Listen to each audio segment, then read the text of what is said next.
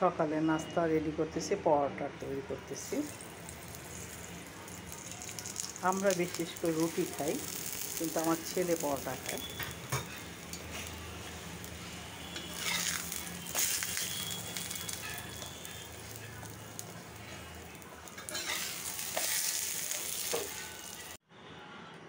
আপনার ভাইয়া সকালে বাজারে গেছে, নিয়ে আসলো ব্রয়লার মুরগি আর ইলিশ মাছ।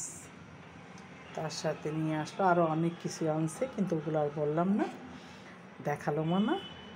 লাল শাকগুলি কেটে বেছে নিয়েছি পরিষ্কার করে, এখন ধোয়া হয়ে গেছে। এখন রান্না বসাবো, আর ব্রয়লার মুরগিগুলি কাটবো। এখন ব্রয়লার মুরগি কাবাবের জন্য অনেক ভালো। রান্না বসিয়ে দিলাম। প্রথমে শাকটা রান্না করতেছি। পেঁয়াজ কাঁচামরিচ দিয়ে দিলাম শাকে। লাল শাক, এটা ভালো লাগে, শরীরের জন্য অনেক ভালো। লাল শাকটা লাল শাক খেলে নাকি রক্ত হয়। একটু লবণ দিয়ে দিলাম, এখন ঢেকে দিব শাকটা। কতগুলি শাক রান্না করলাম, দেখেন কতটুকু হয়ে গেল। শাকটা অনেক ভালো ছিল, এর জন্য খুব গলছে, একদম অল্প হয়ে গেছে। মাংসটা কষিয়ে নিলাম। মুরগির মাংস দিয়ে আলু দিয়ে ঝোল করব।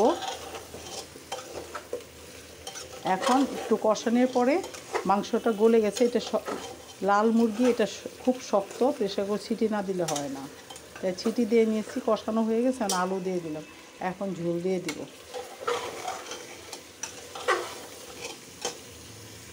কই মাছগুলি ভুনা করে নিলাম। কই মাছগুলো অনেক বড় বড়। এই মাছ আর আমার ছেলে খাবে না, আমারই একাই খাইতে হবে, কারণ সে কই মাছ খায় না, মাছই খায় না, খালি মাংস খাইতে চায়। কার কার বাচ্চারা এই ধরনের মাছ খায় না, খালি মাংস পছন্দ করে। এখনকার প্রায় বাচ্চারা এই ধরনের। আমি রাইস কুকারে ভাত রান্না করি। রাইস কুকারে ভাতটা বসিয়ে দিলাম। এখন